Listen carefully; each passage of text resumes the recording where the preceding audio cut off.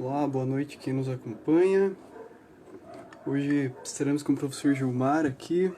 Já vou ver se eu consigo chamar ele. Com o tema Tecnociência e Pandemia.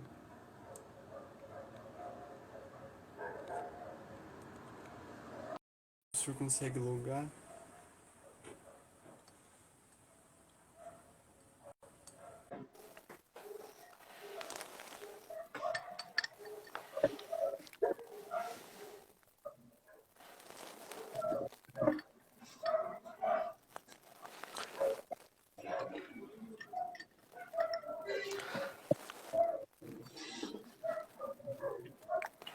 Tudo bem, João Vitor?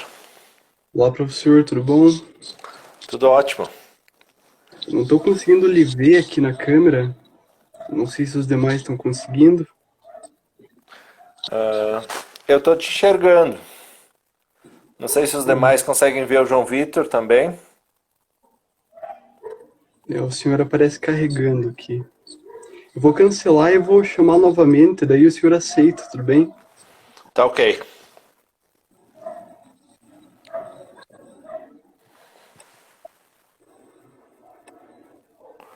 Tá.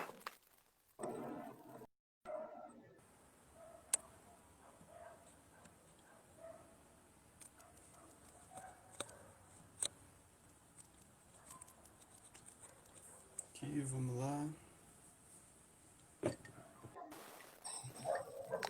Agora, Acho que agora foi. Confirmem aí se está aparecendo, se está tudo normal, se estamos ouvindo direito. para mim você aparece, tá?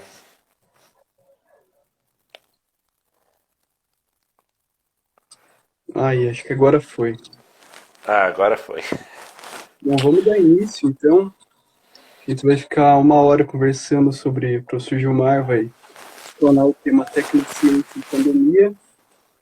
E em seguinte, dessa uma hora, a gente encerra essa live e abre uma seguinte para que vocês possam fazer perguntas aí, quem nos acompanha. Sintam-se à vontade para questionar, perguntar, o que quer que seja. Então, boa noite, professor. Boa noite, João Vitor.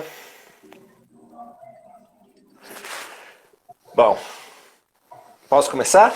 É isso? Por favor. Ok. Então, boa noite a todos. Eu gostaria de agradecer a oportunidade de estar aqui nesse espaço conversando com alunos, amigos, colegas, professores do departamento e comunidade em geral que nos acompanha essas atividades do PET que estão sendo realizadas no período da pandemia. Então, apenas para explicar um pouquinho a dinâmica, trata-se de um projeto de extensão chamado PET Promove, que nós do Grupo PET Filosofia da Unicentro sempre convidamos professores, pesquisadores, expetianos, profissionais que têm um pouco a dizer sobre as atividades filosóficas que vão sendo desenvolvidas, relacionadas ou não com a própria filosofia. Então, por aqui já passaram alguns professores do departamento, outros professores convidados. Também temos outros nomes já na lista de espera para fazer uso desse espaço aos sábados à noite. Então, para mim é uma honra, um privilégio estar trabalhando aqui com vocês.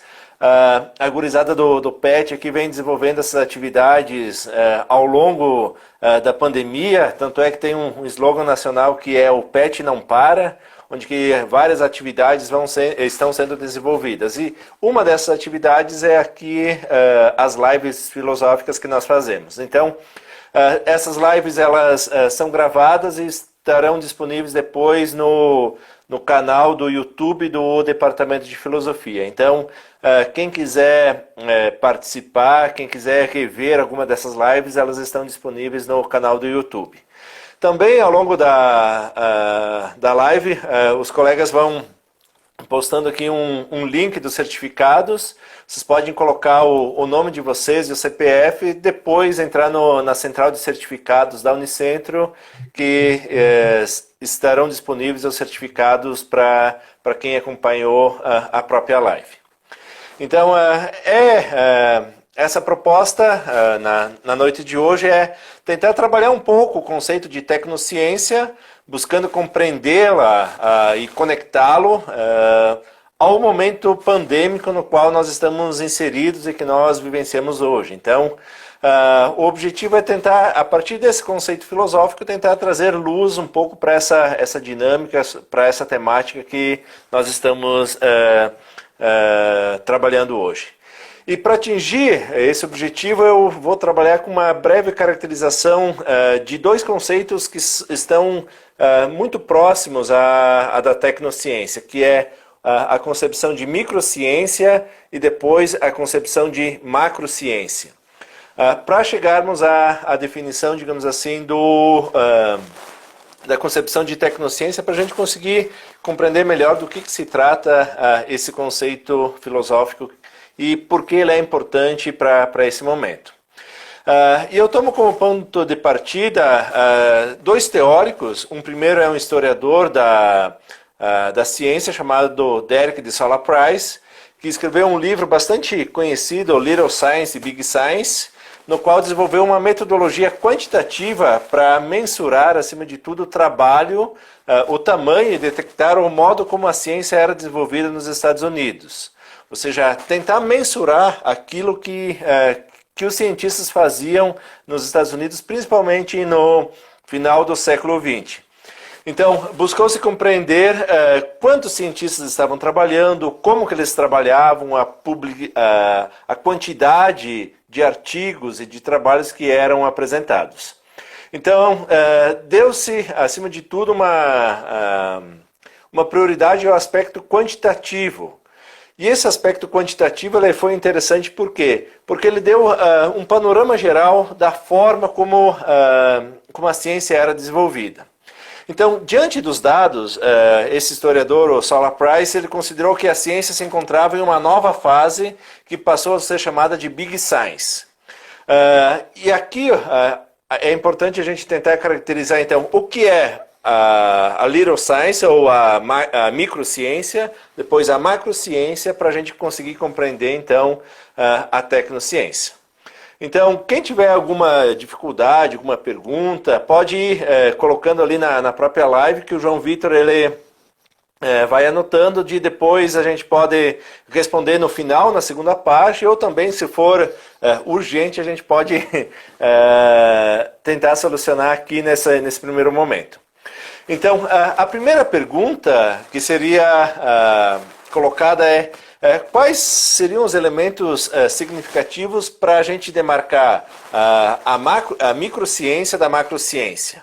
E a segunda seria, será que toda a ciência foi transformada em macrociência ou ainda restava espaço para essa pequena ciência, para essa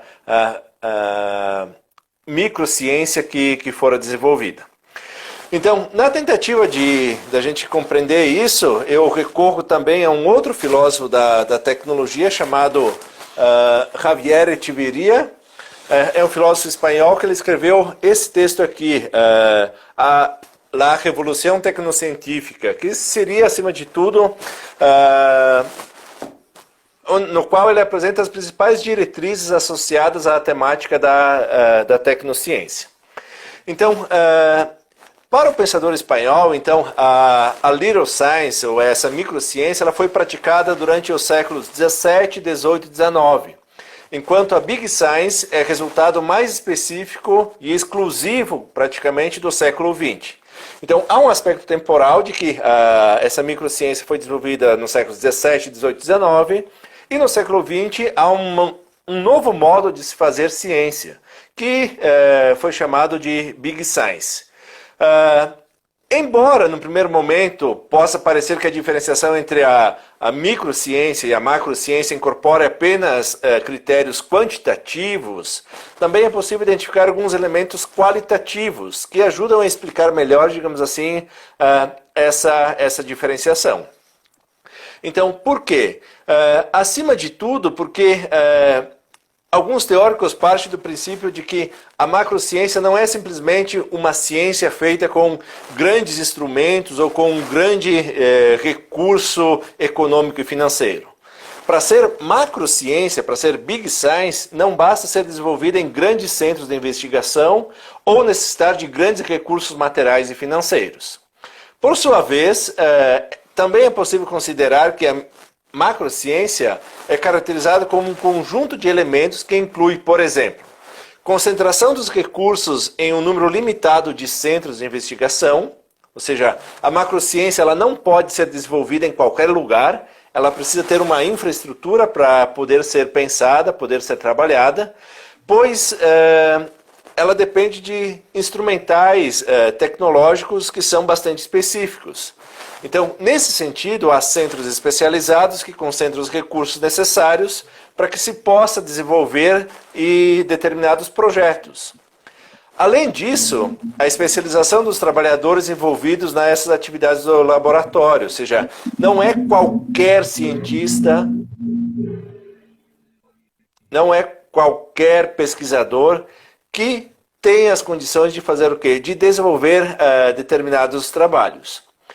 Além disso, os projetos a serem desenvolvidos precisam ser considerados relevantes, tanto de um ponto de vista social, econômico, político, ou que tenham também a capacidade de aumentar o poder militar, que tenham o potencial industrial e que possam melhorar a saúde de uma nação ou dar prestígio ao próprio país.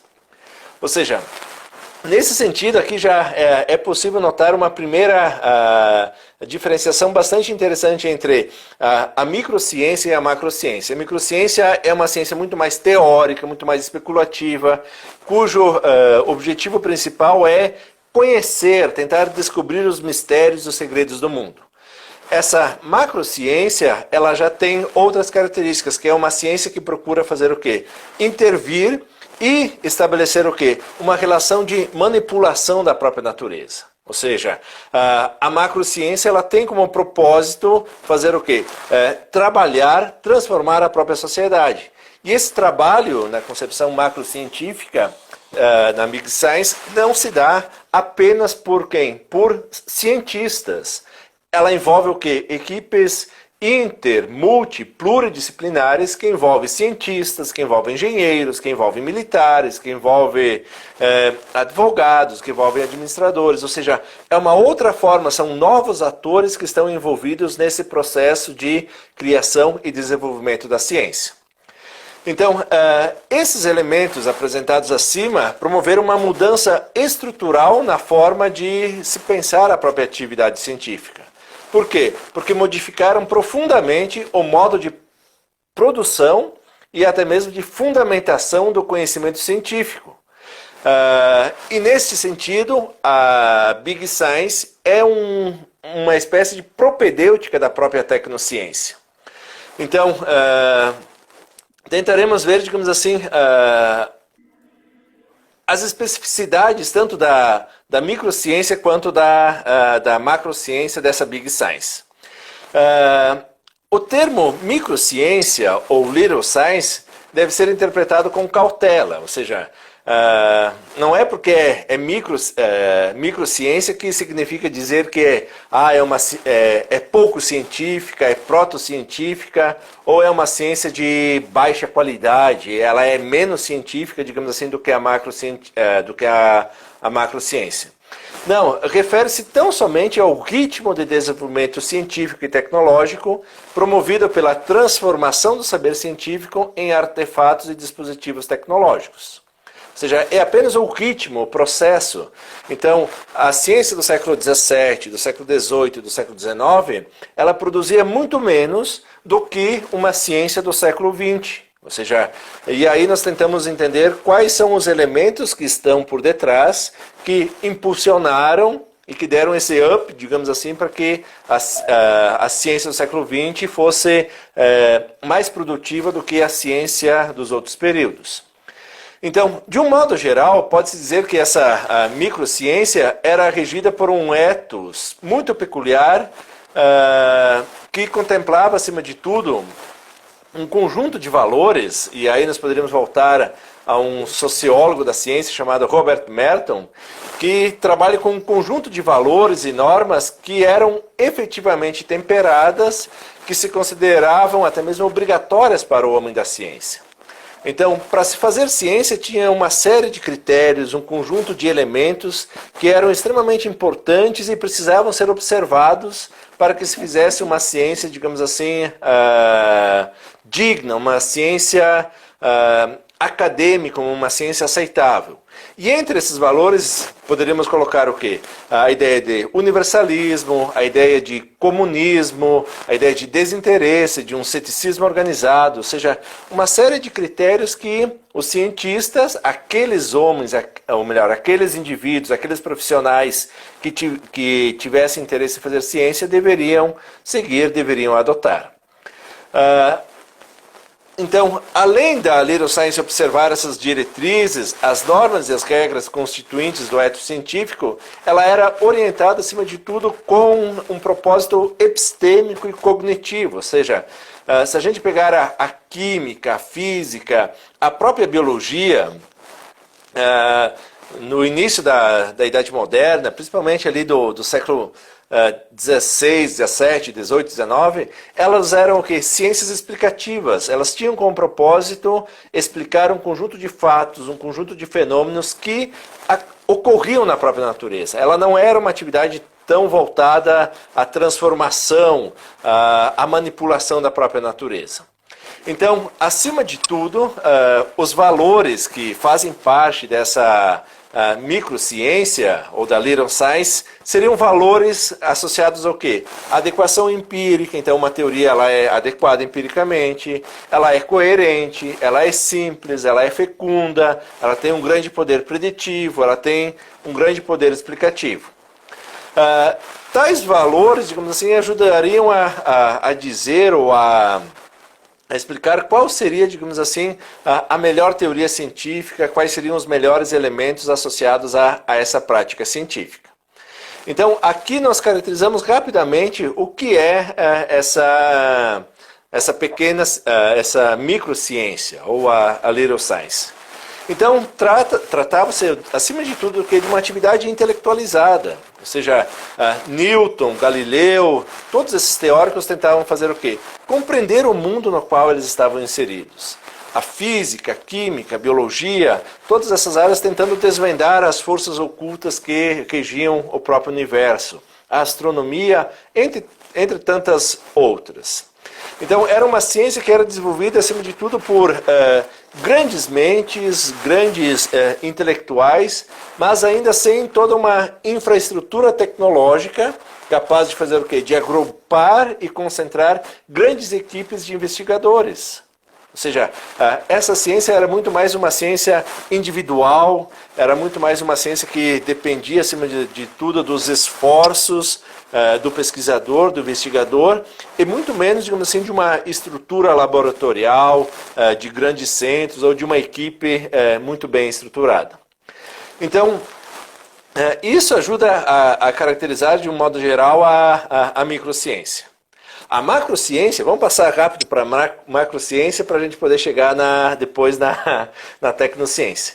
A macrociência já tem uma virada bastante interessante. Por quê? Aqui ela é desenvolvida, acima de tudo, depois da Segunda Guerra Mundial, ou durante a Segunda Guerra Mundial. Ela tem um cenário bastante interessante. Por quê? Porque ela promove basicamente a ruptura, a passagem da Little Science para a Big Science. Por quê? Porque não é apenas uma mudança epistemológica ou metodológica. Trata-se de uma transformação muito radical que afetou diretamente diferentes agentes científicos, principalmente quem? Os pesquisadores, os laboratórios e as universidades. Acima de tudo, por quê? Porque esses profissionais eles tiveram que lidar, digamos assim, com uma forma distinta na aplicação dos recursos, na seleção dos projetos que seriam financiados agora não mais por mecenas, não mais, digamos assim, por apoiadores ou entusiastas da ciência, mas, acima de tudo, pelo governo. Então, a Big Science ela é caracterizada, acima de tudo, como uma estratégia de produção de conhecimento científico que deixa de ser apenas um saber teórico, contemplativo, e passa a ser, digamos assim, um conhecimento pragmático. Mas o principal incentivador dessa ciência, quem financia a própria ciência, a Big Science ou a macrociência, passa a ser, acima de tudo, o Estado. Então, o próprio Etcheverry ela vai considerar que a macrociência foi a primeira modalidade de tecnociência. Então, por quê? Mas ainda assim é possível fazer o quê? Fazer uma separação entre a microciência da tecnociência, devido a um conjunto de características que são específicas, do tipo... a Big Science, a macrociência, ela tem um financiamento governamental. É o governo que vai selecionar, que vai permitir ou incentivar, digamos assim, que determinado projeto seja desenvolvido em prol de outros. É o governo também que vai promover o que? A integração entre cientistas e tecnólogos, ou seja, essa separação entre o que é ciência aqui versus aquilo que seria meramente pragmático. Então, haveria essa integração entre cientistas e tecnólogos. Haveria, acima de tudo, esse contrato social da ciência, ou seja, os cientistas eles teriam como propósito fazer o quê? Desenvolver uma atividade para solucionar um problema pragmático. Haveria também o quê? A industrialização da macrociência, ou seja, seriam desenvolvidos, acima de tudo, elementos que pudessem ser convertidos em produtos. Haveria também a espécie da militarização da macrociência, ou seja, os militares também teriam interesse nas descobertas e no desenvolvimento da ciência. Com que propósito? Aumentar o sistema de defesa da nação, desenvolver novas armas, ter, digamos assim, todo um artefato tecnológico que pudesse ser utilizado para o quê? Para a proteção da nação, dos seus bens e dos seus cidadãos. E aí vem também o quê? Uma espécie de política científica e também uma agência macrocientífica. Ou seja, então, vejam vocês, de uma ciência meramente intelectualizada, digamos, contemplativa, cujo objetivo seria conhecer a natureza, nós passamos, principalmente pós metade do século XX, para uma macrociência, uma Big Science, onde o objetivo é fazer o quê? É desenvolver artefatos e dispositivos que possam ser utilizados nas mais diferentes áreas. Ou seja, e o grande financiador disso é, acima de tudo, o próprio Estado. Então é o Estado quem vai financiar essa concepção de ciência e vai dizer quais projetos deverão ser desenvolvidos e quais ficariam, digamos assim, em segundo plano. Então aqui nós temos o quê? Uma breve caracterização do que seria a própria Big Science. Em síntese, cabe salientar que a Big Science promoveu profundas mudanças, então, na atividade científica, pois nunca mais a ciência voltou a ser a mesma. Ou seja, a Big Science ela transformou de uma forma tão profunda, tão radical, que o próprio modus operandi da macrociência passou a ser outro. Ou seja, não apenas pela forma de financiamento, porque boa parte da microciência também era financiada pelo próprio governo, mas com o propósito de que nós precisamos promover o bem-estar ou melhorar a qualidade de vida das pessoas, como? Através da ciência. Quem ditaria o que deveria ser desenvolvido seriam justamente a ideia do próprio governo. Só que isso acabou, de certa forma, interferindo na autonomia das investigações científicas, determinando o que seria prioritário e o que deveria ser deixado em segundo plano. Vejam vocês, por um lado é legal, é bacana, ter, digamos assim, o governo como o grande financiador de projetos científicos, só que os próprios cientistas estariam o quê? À mercê de algumas dessas investigações. Então, a Big Science fez surgir megaprojetos que foram desenvolvidos em apenas alguns centros de referência, que incorporou pesquisadores das mais diversas áreas e universidades, e, por fim, implantou uma política científica que instituiu, por exemplo, o segredo industrial e militar e uma visão estratégica empresarial que se tornou bastante importante. Então, nesse contexto, digamos assim, a Big Science ela foi extremamente importante para o surgimento da tecnociência. Ou seja, ela forneceu o pano de fundo para que nós pudéssemos chegar àquilo que nós denominamos hoje de tecnociência. Então, apenas por uma questão metodológica, a microciência, a little science, seria uma ciência muito mais teórica, especulativa. A Big Science é uma ciência estatal, ou seja, onde que o propósito seria conhecer para você produzir artefatos e dispositivos, mas com um fomento, acima de tudo, estatal. O Estado dizendo o que deveria ser desenvolvido. Agora, o terceiro ponto, e é o ponto que mais nos interessa, que é a concepção da tecnociência, ou seja, qual a grande novidade trazida pela tecnociência? Então, originalmente, esse termo tecnociência designava uma imbricação cada vez maior entre tecnologia, que ia se tornando uma mediação indispensável para a pesquisa e para fornecer novos objetos de investigação, como as partículas subatômicas, como a própria astronomia, entre outros. Mas, no transcorrer do tempo, a tecnociência passou a designar muito mais que isso, mas também uma inserção cada vez maior das pesquisas científicas em projetos industriais, bélicos e políticos, que faz com que a ciência se torne cada vez mais um instrumento, perdendo assim a ideia de que ela tem um fim em si mesma. Ou seja, ciência e tecnologia, hoje, na concepção tecnocientífica, elas não são mais compreendidas como dois ramos que trabalham de uma forma isolada. Pelo contrário, elas estão unidas, elas estão entrelaçadas, elas estão comprometidas em trabalhar conjuntamente. Então, essa simbiose, essa fusão entre ciência e tecnologia trouxe mudanças significativas e alterou de uma forma bastante radical a forma, o modo como o trabalho dos profissionais foi pensado e foi desenvolvido, digamos assim, nos diferentes centros e no próprio uso da linguagem científica. Então, acima de tudo, nós poderíamos dizer que a grande referência, ou o grande local onde que a tecnociência surge é no imediato pós-guerra, primeiro nos Estados Unidos e depois nas outras grandes potências, que criaram e viram na ciência e na tecnologia uma finalidade de fazer o quê? Aumentar a produtividade industrial, melhorar a saúde, e aí é o ponto que eu quero desenvolver mais logo em seguida, melhorar a saúde e a educação da população e desenvolver capacidades bélicas. Então, aqui tem um elemento importante, ou seja, quando que nós olhamos hoje, acima de tudo, as investidas que são dadas para procurar uma resposta para o problema da pandemia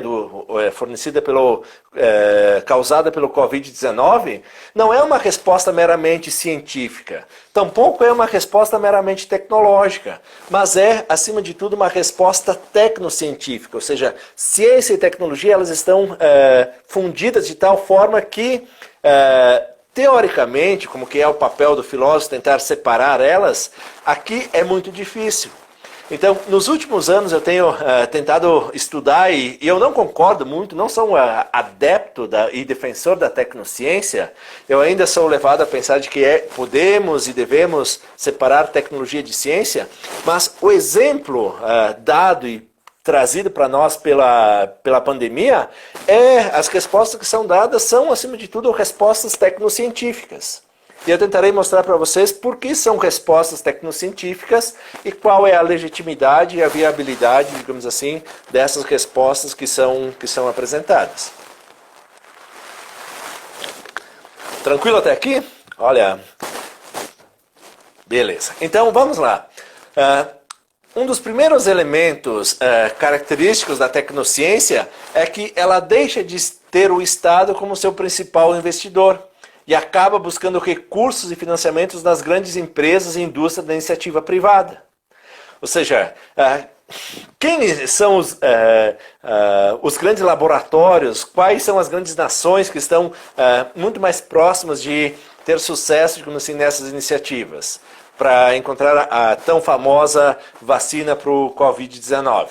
Acima de tudo, digamos assim, são os grandes laboratórios, as grandes empresas que estão numa corrida frenética, numa disputa, digamos assim, muito acirrada, no intuito de fazer o quê? De conseguir ter resultados significativos, ou seja, desenvolver um artefato, um dispositivo, uma vacina que solucione esse problema. Ou seja, enquanto que na microciência os recursos necessários para os projetos de investigação eram fornecidos pelo governo, na tecnociência os projetos são custeados a partir de investimentos oriundos majoritariamente das grandes empresas e dos grandes laboratórios privados. Então, concebida desta maneira, a tecnociência se caracteriza pela instrumentalização privada do conhecimento científico e tecnológico. Ótimo, maravilha, vamos conseguir a vacina para o Covid-19. Show de bola, incrível. Ótimo, todo mundo terá acesso a essas vacinas? Os mais entusiastas dirão, sim, todo mundo terá acesso. Sim, desde que alguém compre, desde que alguém pague por essas vacinas. Ou seja, vejam vocês, então o conhecimento que está vinculado, o conhecimento implicado nesse processo, deixa de ser um fim em si mesmo e se transforma, acima de tudo, em uma commodity, se transforma, digamos assim, num bem, numa mercadoria que é, inclusive, comercializado na Bolsa de Valores. Ou seja, esses grandes laboratórios possuem acionistas que estão espalhados ao longo do mundo e que têm como propósito fazer o quê? Incentivar a propagação e o desenvolvimento para que eles possam fazer o quê? Não que eles ajudem simplesmente a conhecer e desvendar os mistérios dessa pandemia. Também isso, sem sombra de dúvidas. Mas o fim último parece ser o quê? Parece estar relacionado, acima de tudo, à ideia, digamos assim, de ter um retorno financeiro em relação a isso. Então, na tecnociência agora busca-se o quê? Busca-se uma nova forma de sintetizar um remédio. É isso que todos os grandes laboratórios mundiais estão correndo desesperadamente para fazer o quê? Para ter esse protagonismo. Eles buscam fazer o quê? Aprimorar uma arma, um sistema de defesa, desenvolver um novo software, desenvolver um novo aplicativo, e não mais simplesmente ampliar os conhecimentos em matemática, química, física ou biologia. Então, para os meus alunos de biologia, eu digo que a biologia é a ciência do momento, ou seja, é a ciência que está fazendo as maiores promessas para a humanidade. Mas não é só a biologia, é uma tecnobiologia, ou seja, é uma biologia que incorpora vários elementos, vários princípios tecnocientíficos, ou seja, há todo um instrumental, há toda uma infraestrutura tecnológica por detrás que dá esse subsídio, esse suporte para o desenvolvimento de novas descobertas.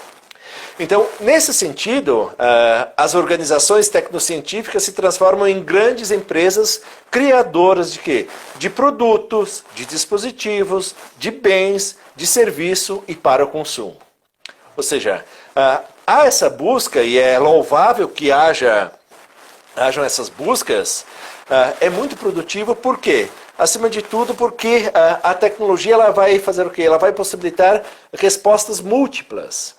Há diferentes formas de nós solucionarmos esse problema do Covid. Ou seja, não necessariamente haverá uma vacina. E isso é legal, isso é fantástico, isso é muito bacana. Tomara que existam 5, 10, 15, 20 vacinas, produzidas pelos mais diversos laboratórios. Só que aí nós teremos o quê? Teremos vacinas mais ou menos eficientes. Teremos vacinas mais baratas e mais caras. Teremos vacinas com maiores ou menores efeitos colaterais. Então, isso é próprio das áreas tecnológicas. Isso, digamos assim, é um elemento característico da própria tecnociência. Então, isso ajuda, digamos assim, a ver que a tecnociência tornou-se um investimento rentável. Não mais para acabar com os mistérios do mundo, seja, eu não preciso ser, vou contribuir com a ciência porque eu sou um mecenas, eu gostaria de ser lembrado na história como um benfeitor das áreas científicas. Eu posso fazer isso, continuar sendo um benfeitor para a ciência, mas investir, e como bom investidor fazer o quê? Ter um retorno financeiro muito bacana. Ou seja, por quê? Porque tem como propósito fazer o quê? Servir aos interesses de um grupo de investidores. Isso, vejam que aquilo que eu falo não é tão absurdo assim, por quê? Porque há inúmeros problemas tecnocientíficos que não merecem a atenção desses grandes laboratórios. Um exemplo claro que remete muitas investigações diz respeito à tentativa de você fazer o quê? De estudar doenças raras. Ou seja, as doenças raras existem e elas são várias, elas são múltiplas. Os laboratórios eles poderiam estudar essas doenças, poderiam ter esse mesmo rigor, essa mesma corrida que temos agora no Covid? Sem sombra de dúvidas. Mas por que eles não fazem? Suspeito, e isso não passa de uma mera suspeita, que não há um atrativo financeiro para investir milhares ou milhões de dólares e ter talvez um retorno financeiro muito insignificante. Então, deste modo, a tecnociência provoca também uma reestruturação dos valores que orientam a atividade científica. E essa é uma segunda característica. Por quê? Porque os critérios como verdade, adequação empírica, coerência, consistência, eles não deixam de existir. Mas eles precisam fazer o quê? Eles precisam dividir agora espaço com valores ou critérios associados a valores tecnológicos, valores econômicos, políticos, militares, sociais, ambientais e até mesmo estéticos. Então, muitos dos valores que foram considerados pela tradição filosófica como extracientíficos, que não deveriam ser levados em consideração para se fazer ciência, na tecnociência eles estão presentes. Eles estão presentes e eles estão aí, muitas vezes competindo, muitas vezes entrelaçados com esses valores epistêmicos. Então, a tecnociência provoca, então, o surgimento de uma nova axiologia, porque torna-se praticamente impossível distinguir a atividade científica da atividade tecnológica. Por quê? Porque elas são e tornam-se uma atividade híbrida. Um terceiro ponto característico também da tecnociência é o aparecimento de grandes corporações ou até mesmo de empresas tecnocientíficas que estão ligadas a grandes laboratórios dedicados à inovação, que permite à indústria farmacêutica, como é o caso, digamos assim, de alguns grandes laboratórios, algumas grandes empresas como a Johnson & Johnson, a Pfizer, a Novartis, a Bayer, que estão, digamos assim, constantemente buscando inovação.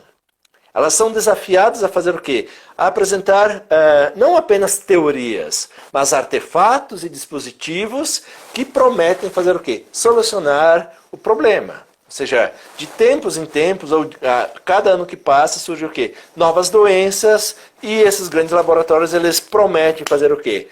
Tratar dessas doenças. Sejam doenças do corpo ou sejam doenças, entre aspas, da alma, digamos assim, que afetam os seres humanos. O setor de informática e de telecomunicações ocorre a mesma coisa. Por exemplo, grandes corporações como a Apple, a Samsung, a Microsoft, a IBM, a Intel. Nas áreas do agronegócio, grandes corporações como a Monsanto, a DuPont, a Pioneer, a Syngenta, entre outras, que são corporações que produziram verdadeiras revoluções tecnológicas em diversos setores da sociedade. O que todas elas têm em comum é que elas buscam solucionar problemas, desenvolver artefatos e dispositivos, mas acima de tudo esses artefatos e dispositivos, eles precisam ser comercializados. São artefatos que têm como propósito o comércio.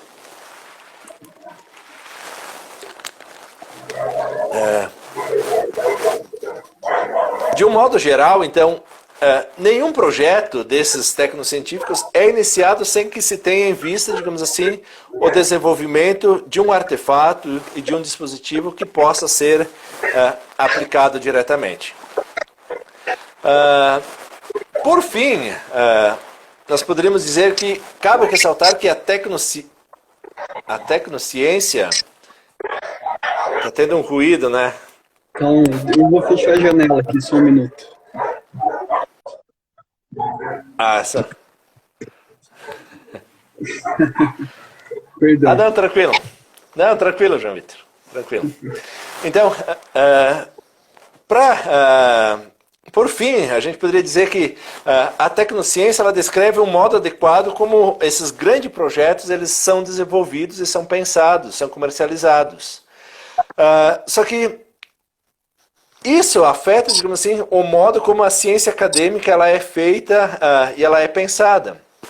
Trazendo, digamos assim, agora essa reflexão para o cenário brasileiro e tentando ver, digamos assim, alguns pontos. Nós temos bons exemplos de desenvolvimento tecnocientífico. O Brasil, por exemplo, é uma grande referência no quê? Na extração do petróleo em grandes profundidades. Ou seja, nós somos referência em fazer, principalmente depois da descoberta do pré-sal, nós somos referência no mundo em extração de petróleos em grande profundidade. Nós somos referências na produção de biocombustível. O nosso etanol ele é muito melhor, muito mais eficiente do que outros biocombustíveis desenvolvidos em outros lugares do mundo. A produção, digamos assim, do agronegócio brasileiro deu um salto muito grande, nós somos referência em produtividade.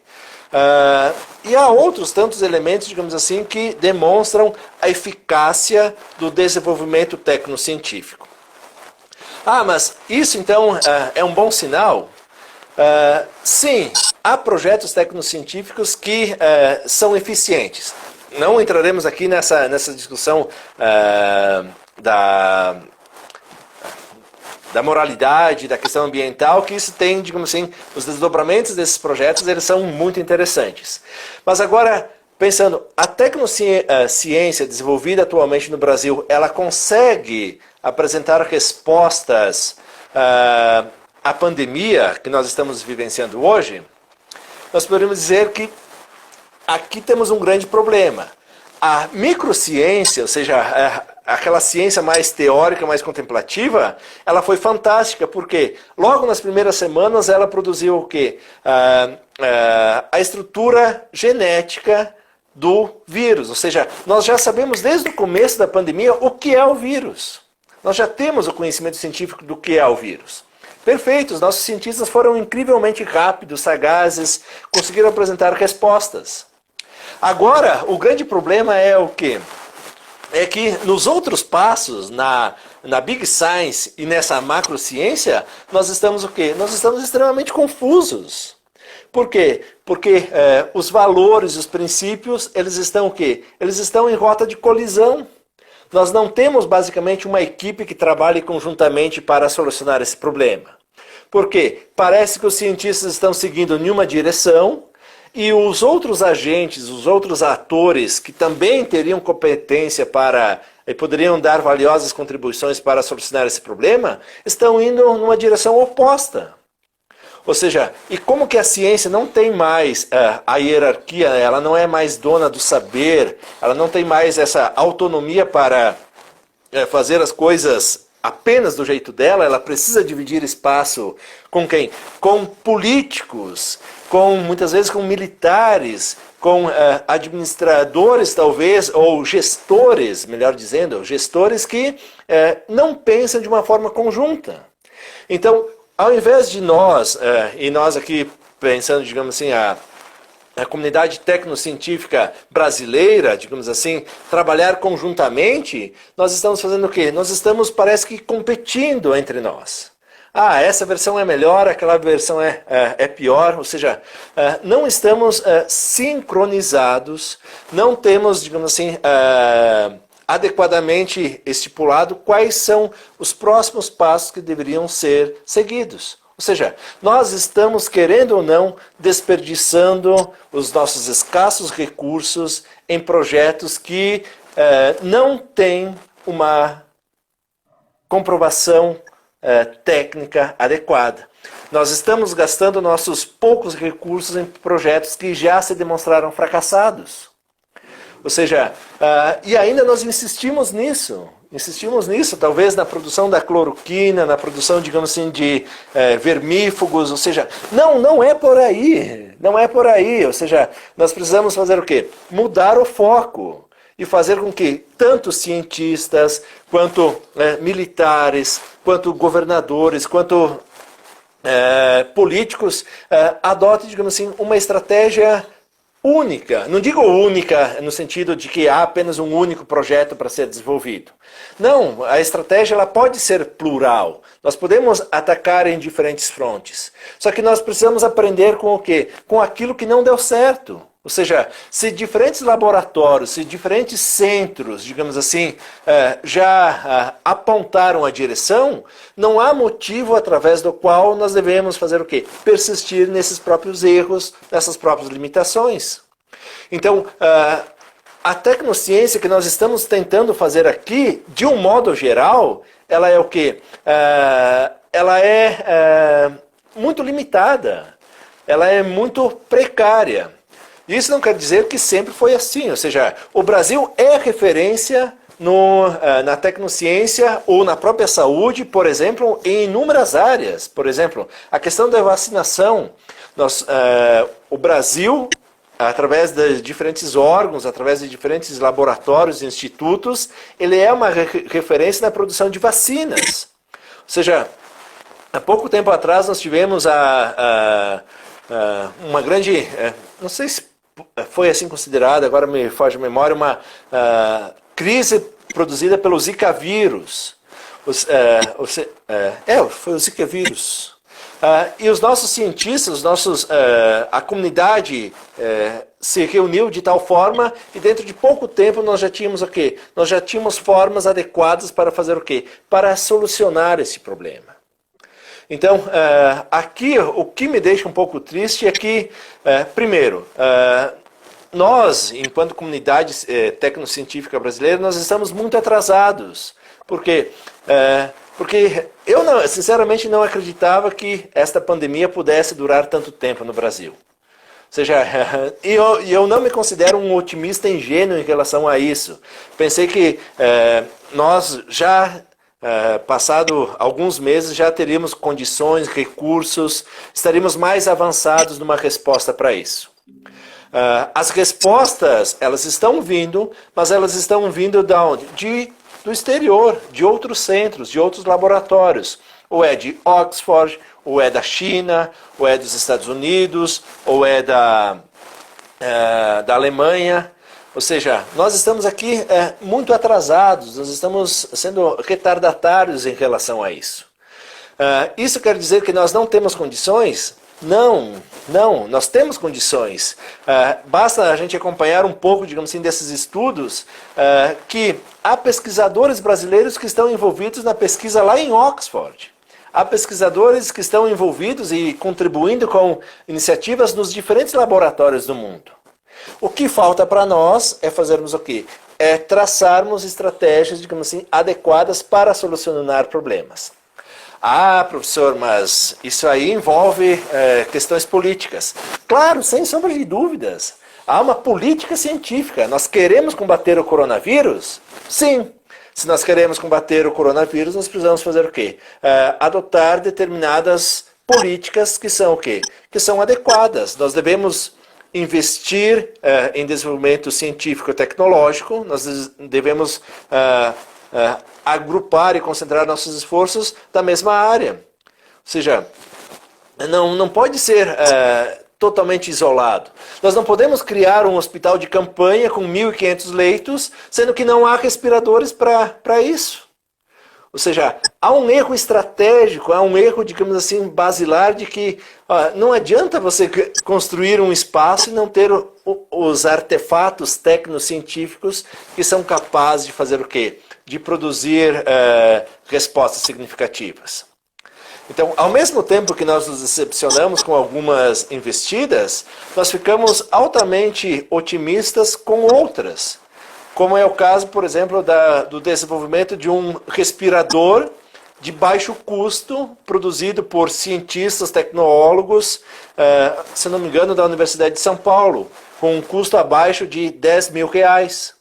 Ou seja, isso sim é um claro exemplo, digamos assim, de seguir num caminho minimamente adequado, de pensar estratégias pontuais. Mas esse é o único respirador que pode ser desenvolvido? Claro que não. Nós podemos e devemos continuar pensar e desenvolver artefatos e dispositivos ou outros meios que consigam fazer o quê? Consigam dar respostas mais ou menos adequadas para os problemas que nós estamos inseridos.